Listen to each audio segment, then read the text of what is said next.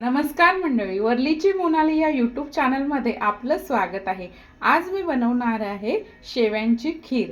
त्यासाठी लागणारं साहित्य इथे मी बारीक शेव घेतलेली आहे, भाजलेलीच घेतलेली आहे। एक अर्धी वाटी मी शेव घेतलेली आहे, अर्धी वाटी मी आपली साखर घेतलेली आहे, तीच अर्धी वाटी मी तूप पण घेतलेलं आहे।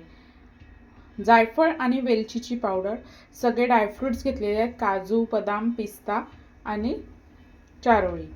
मनुके नाही मी घेतले आणि आपलं केसर घालून दूध घेतलेलं आहे। आता आपण कृतीला सुरुवात करूया।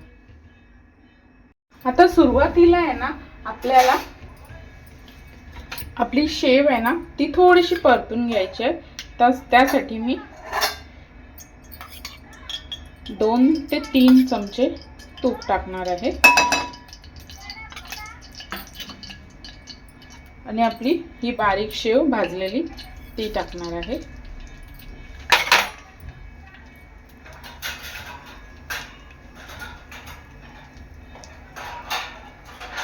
आपली शेव आहे ना चांगली परतून घ्यायची आहे तुपावर,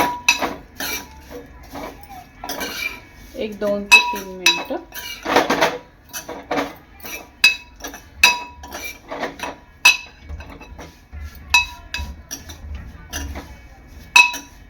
गॅस थोडा स्लोच ठेवायचा आहे जेणेकरून करपणार नाही।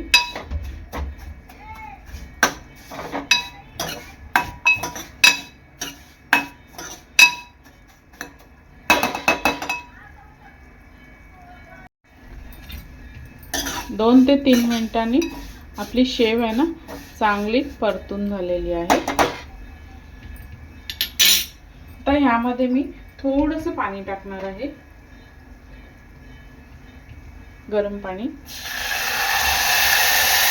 थोडंसंच मी टाकलेलं आहे। आणि शेव आहे ना एक 2 मिनिटं ह्या पाण्यामध्ये शिजून घ्यायची आहे। एक 2 मिनिटांनंतर आपली शेव थोडीशी पाण्यात शिजलेली आहे। आता ह्यामध्ये मी आपलं दूध टाकणार आहे, दुधामध्येच केसर घालून घ्यायचं आहे।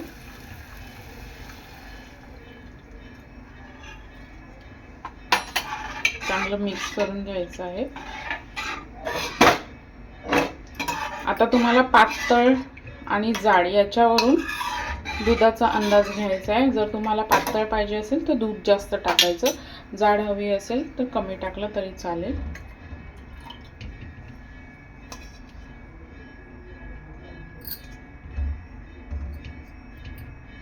आता हे चांगलं उकळवून घ्यायचं आहे।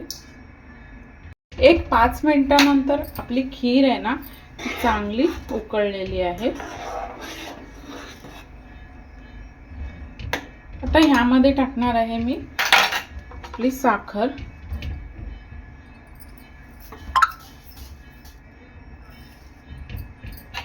मिक्स करून घ्यायचं आहे।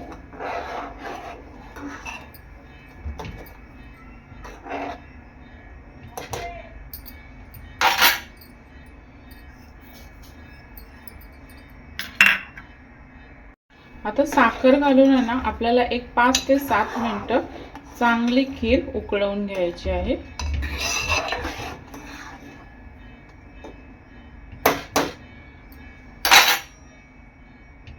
एक 5 मिनिटांनंतर साखर सुद्धा चांगली विरघळलेली आहे। आता ह्यामध्ये ऍड करणार आहे मी आपले ड्रायफ्रूट, काजू, बदाम, पिस्ता आणि चारोळी।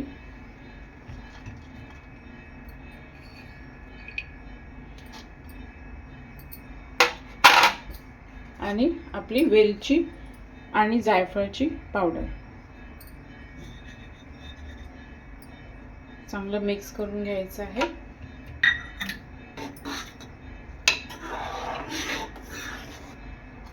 आणखी एक 5 मिनिटं चांगलं उकळवून घ्यायचं आहे।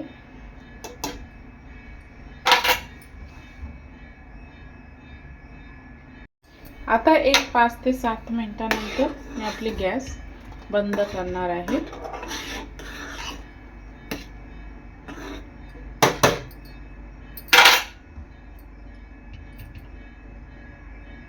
अशा प्रकारे आपली शेवयांची खीर तयार आहे। अशा प्रकारे तयार आहे आपली शेवयांची खीर। व्हिडिओ आवडल्यास लाईक करा, शेअर करा, सबस्क्राइब करा। धन्यवाद।